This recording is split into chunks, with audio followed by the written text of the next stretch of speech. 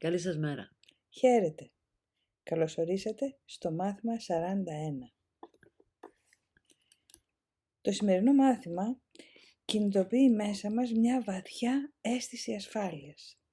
Φανταστείτε τι ωραία είναι, όπου κι αν είμαστε, ό,τι κι αν συμβαίνει, να νιώθουμε μια ακλόνητη βαθιά αίσθηση ασφάλειας. Αυτή αρχίζει να χτίζει από σήμερα και μετά η σειρά μαθημάτων θαυμάτων. Αφού έχει φτιάξει μια υποδομή όμως πριν, Βέβαια, έχει φτιάξει όλη την υποδομή των 5 προηγουμένων ασκήσεων με το 35 μέχρι το 40 για την αγιοσύνη μας και ξεκινάει από το 40, ότι είμαι ευλογημένος ως Υιός Θεού, να σχετιστεί με τον ίδιο το Θεό πια, τον Δημιουργό. Μία βήμα μας πάει. Φτάνουμε πια στην πόρτα του ουρανού, όπως θα λέγαμε. Δηλαδή, επειδή το όμοιο βρίσκει το όμοιο, πρέπει πρώτα να αποκτήσουμε μία αίσθηση αγιότητας, ιερότητας του Θείου μέσα μας και έτσι θα το βρούμε αυτό το Θείο μέσα μας αληθινά.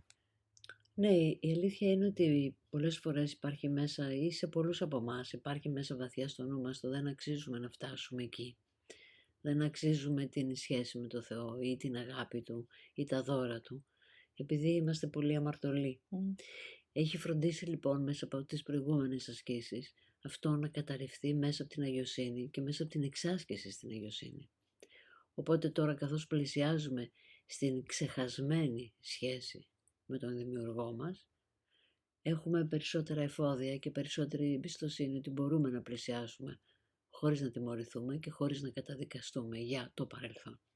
Άρα, τι μπορεί να φοβηθεί κανείς εάν νιώσει βαθιά μέσα του αυτό που προτείνει το σημερινό μάθημα? Ο Θεός πηγαίνει μαζί μου οπουδήποτε πηγαίνω. Η σημερινή ιδέα τελικά θα υπερνικήσει εντελώς την αίσθηση μοναξιάς και εγκατάλειψης που όλοι οι διαχωρισμένοι βιώνουν. Η κατάθλιψη είναι μια αναπόφευκτη συνέπεια του διαχωρισμού. Το ίδιο και η αγωνία, η ανησυχία, η βαθιά αίσθηση έλλειψης βοήθειας, η δυστυχία, ο πόνος και ο έντονος φόβος απώλειας. Αλλά ποιοι είναι οι διαχωρισμένοι και από τι? Και από τι? Ας δούμε την επόμενη καρτέλα για να δούμε τι ακριβώς εννοούν τα μαθήματα θαυμάτων όταν χρησιμοποιούν αυτή την έννοια, διαχωρισμός.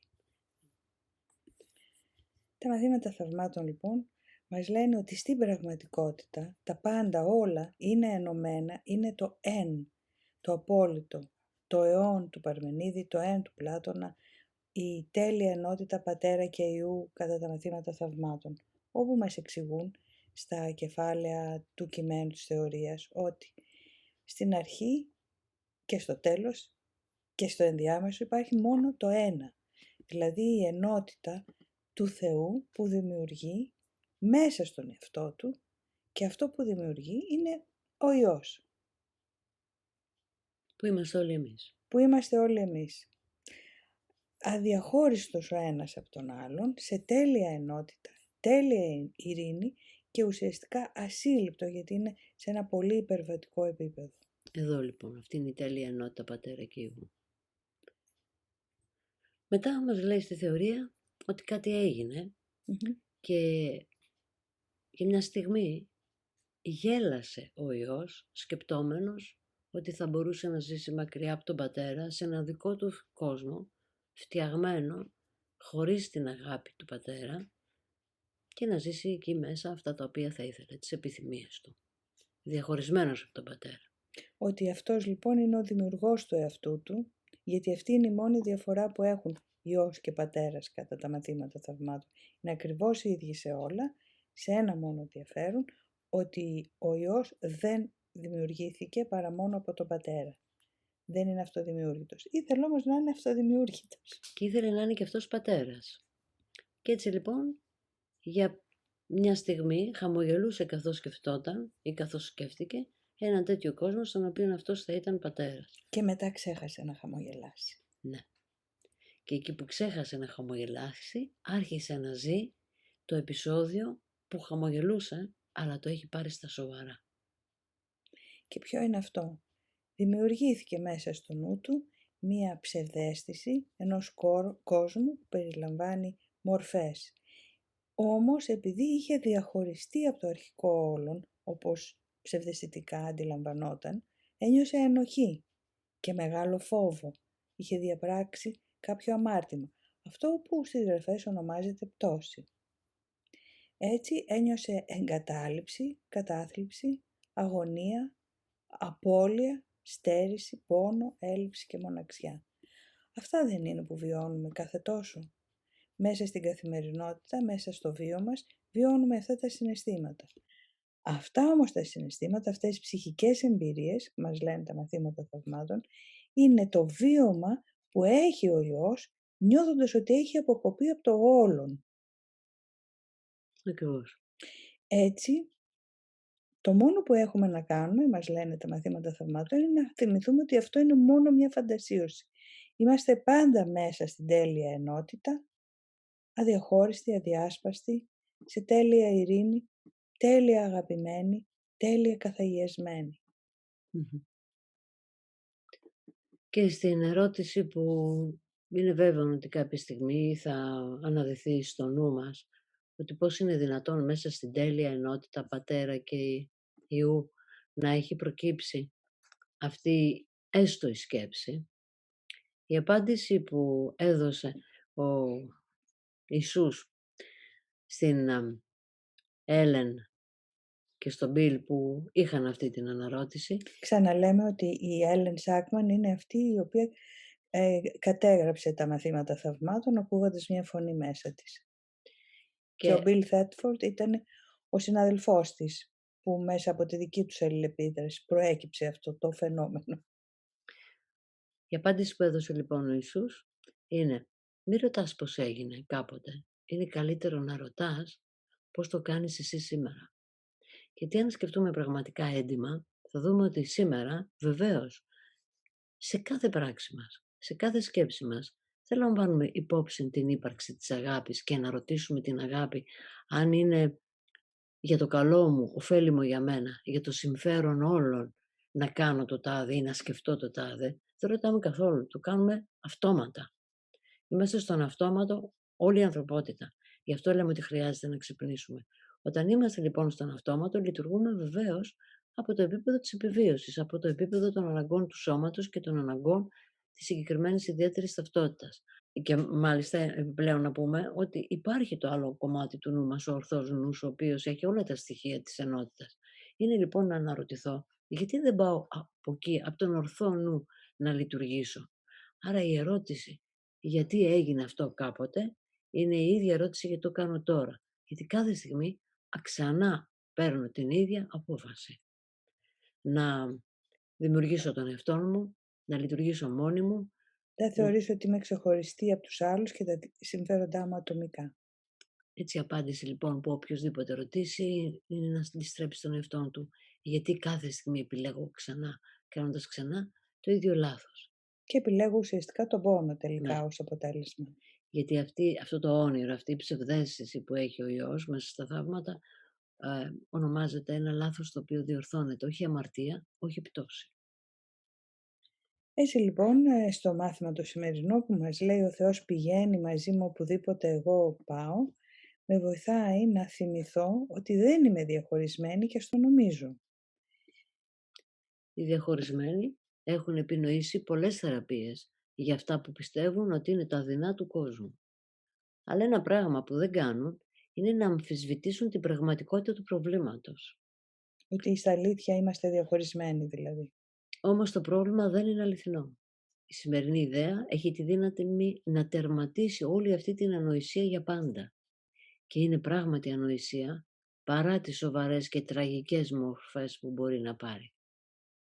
Μας λέει λοιπόν πέρα από αυτή την ανοησία και βαθιά μέσα σου υπάρχει κάθε τι που είναι τέλειο, έτοιμο να ακτινοβολήσει μέσα από σένα και έξω στον κόσμο.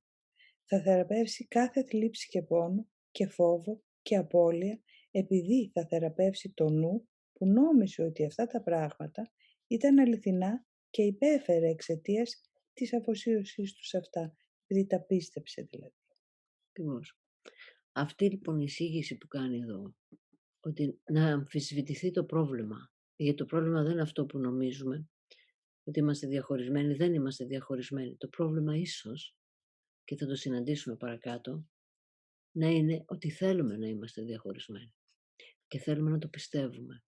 Αυτό είναι το εντυπωσιακό, όσο και τραγικό καμιά φορά, αν το σκεφτεί κανείς σε ιδιαίτερες καταστάσεις. Θέλουμε να είμαστε διαχωρισμένοι, επιθυμούμε να υπερασπίζουμε τον ιδιαίτερο εαυτό μας και δεν θέλουμε να είμαστε ενωμένοι με τους άλλους. Ακόμα. Ας δούμε λοιπόν πώς σιγά σιγά θα θεραπεύσουμε το νου μας από αυτό, μέσα από αυτή την πολύ παρηγορητική σημερινή άσκηση. Γιατί πράγματι είναι παρηγορητική, μας δείχνει μια άλλη λύση, ότι υπάρχει λύση καταρχάς. Δεν μπορείς ποτέ να στερηθείς την τέλεια αγιοσύνη σου, επειδή η πηγή της πηγαίνει μαζί σου οπουδήποτε πηγαίνεις. Δεν μπορείς ποτέ να υποφέρεις, επειδή η πηγή όλης της χαράς πηγαίνει μαζί σου οπουδήποτε πηγαίνεις. Δεν μπορείς ποτέ να είσαι μόνος σου, επειδή η πηγή όλης της ζωής πηγαίνει μαζί σου οπουδήποτε πηγαίνεις. Τίποτα δεν μπορεί να καταστρέψει την ειρήνη του νου σου, επειδή ο Θεός πηγαίνει μαζί σου οπουδήποτε πηγαίνεις.